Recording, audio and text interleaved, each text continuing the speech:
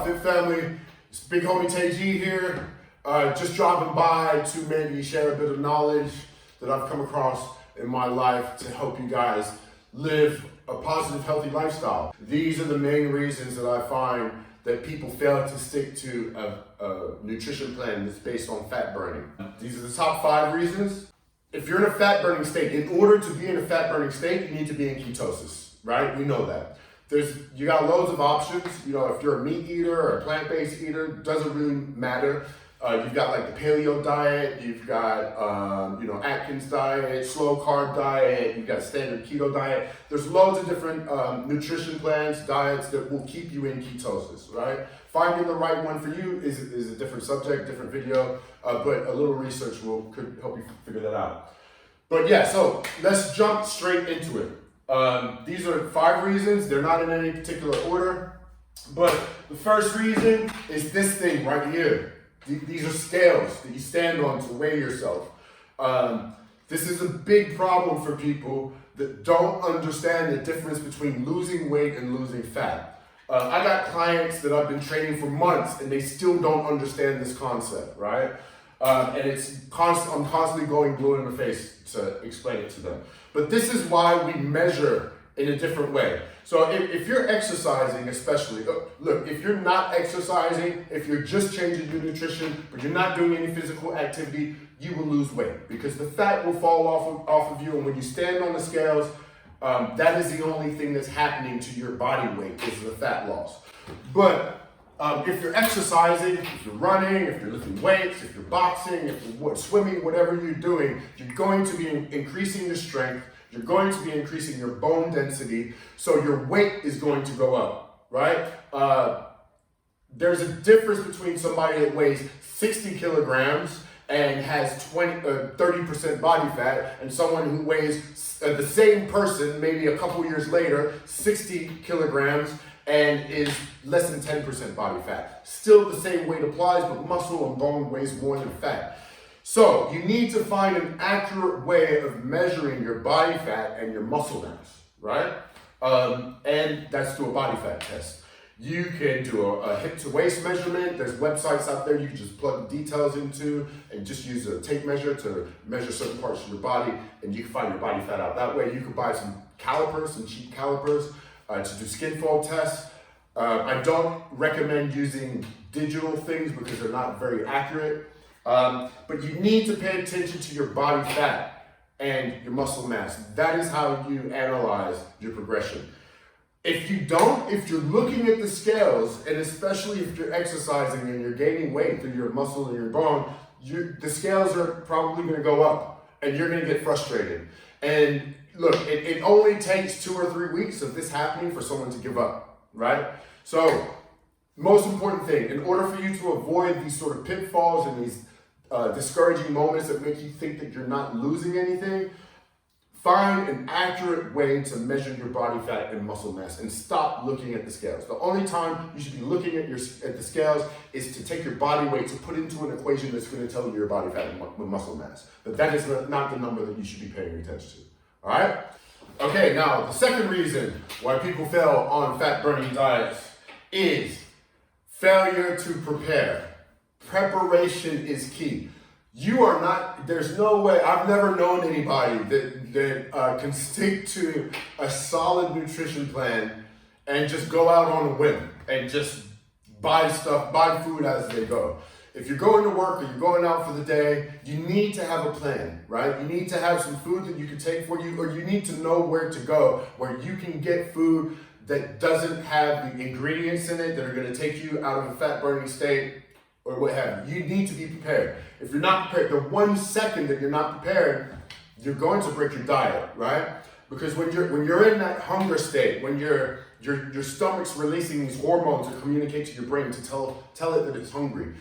And the thing is, the one thing that you can eat, that you literally just need a gram of sugar. And once it goes into your stomach tells your brain that it's full, right? This is why why it digests so quickly. And 20 minutes later, you need more.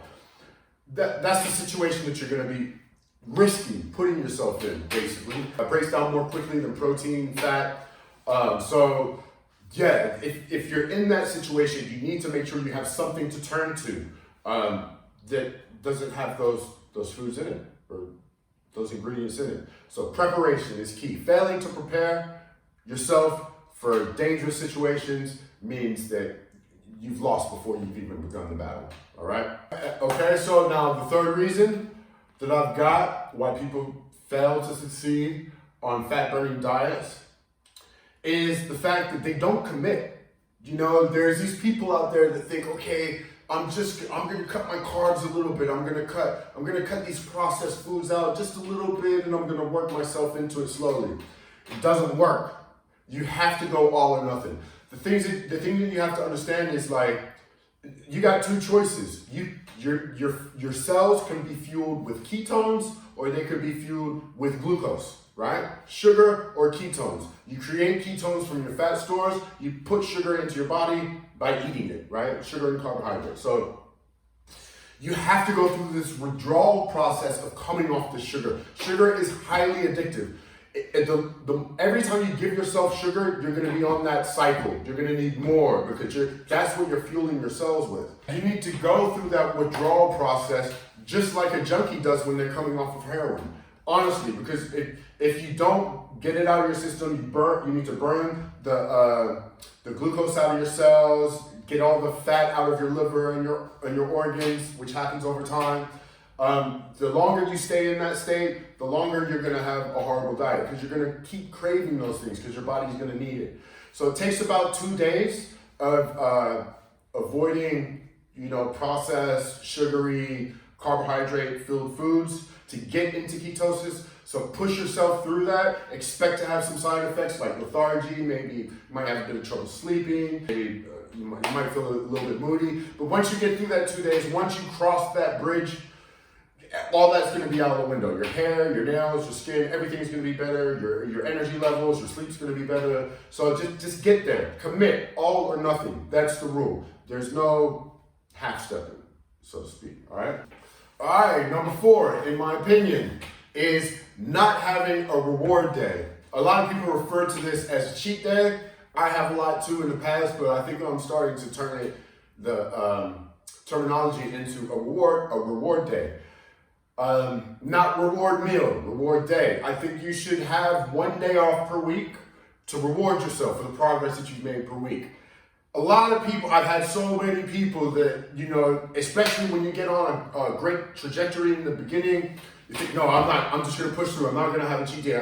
If I take the time to come off the diet for 1 day, I'm scared that everything's going to collapse. This is completely unreasonable. You have to do it for psychological purposes. And also it gives your thyroid a rest, so it will kickstart your metabolism so that you burn fat a bit more in that next coming week. But look, you can't live your life surrounded by all this sin and expect not to engage a little every now and again. And I'm sure there's something that you love or something that you're going to miss.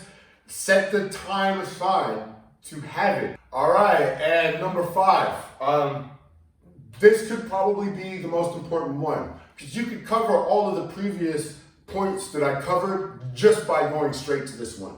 And that is finding a way to separate the fact from the fiction. There's loads of misleading information out there, and that's intentional. I'll get to that in a second. But what I mean by separating the fact from the fiction is there's several ways to go about this. But you need to go to a professional or at least find a way to get the information that the professionals have access to. In order to set the record straight for you, you need a qualified dietitian, maybe an ex-bodybuilder, a nutritionist, someone who really knows their stuff, right? And it's very easy to tell, the real from the fake when it comes to people. Research them, find out who they train, who their clients, who they work with. There's a lot of people that have the piece of paper, but don't really have the knowledge, unfortunately. That's the case, I won't name any names, but and another way is to actually read the books that these people have made. There are actually a few doctors out there Independent doctors that are not funded by pharmaceutical companies or by food companies. Dr. Jason Fung is a good one. Dr. Eric Berg is a good one. But you need to learn about diabetes, all right? Diabetes is the key to nutrition. The majority of what we know about nutrition and about healthy eating comes from the research into obesity and diabetes. These two are linked, all right? Now, obesity and diabetes is extreme poor nutrition. So it's basically a refusal to take care of oneself. Now, I'm talking about type 2 diabetes, not type 1, which is hereditary, right? So the more you learn about diabetes, the more you'll learn about eating proper nutrition, because it works for everyone. You want to avoid worst case scenario, diabetes, obesity. So you need to learn the research into curing that, right? And I'm here to tell you it's not done through medicine. Okay? You'll constantly hear nutritionists and dietitians and people who know their stuff. They'll always refer to diabetes or liver disease or heart disease, which is all these things are linked to diabetes, right? They'll always refer to that because that's where all the knowledge comes from. So you yourself, you need to invest the time, the money into finding a way to separate the fact from the fiction, because I don't know if you knew this, the biggest pharmaceutical company in the world, Bayer, which owns every company from GlaxoSmithKline to Pfizer to Advil, you name it, right? They make all the artificial sweeteners. Or sorry, no, that's a different company. So they make all the antidepressants, the insulin, the liver medicine, the birth control, all that stuff comes from Bayer.